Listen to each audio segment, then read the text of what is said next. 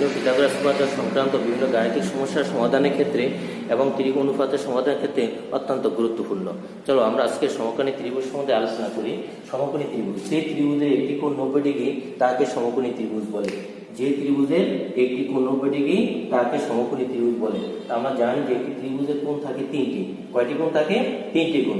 তিনটি কোণের ভিতরে একটি কোণ 90 ডিগ্রি, তাহলে বাকি দুটি কোণ সমষ্টি হবে 90 ডিগ্রি। কেননা ত্রিভুজের তিন কোণের সমষ্টি 180 ডিগ্রি। ত্রিভুজের তিন কোণের সমষ্টি 180 ডিগ্রি। 180 ডিগ্রির ভিতরে একটি কোণ 90 ডিগ্রি, তাহলে বাকি দুটি কোণের সমষ্টি হবে কয় ডিগ্রি? 90 ডিগ্রি। যদি এই কোণটি 60 ডিগ্রি হয় তাহলে আমরা বলতে পারবো এই কোণটি হবে 30 ডিগ্রি। আর আবার যে কোণ 90 ডিগ্রি ছোট এবং 0 ডিগ্রির চেয়ে বড়, 90 ডিগ্রি চেয়ে ছোট 0 ডিগ্রির চেয়ে বড়, তাকে সূক্ষ্মকোণ বলে। তাহলে আমরা বলতে পারি যে সমকোণী ত্রিভুজের একটি কোণ সমকোণ, বাকি দুটি কোণ সূক্ষ্মকোণ।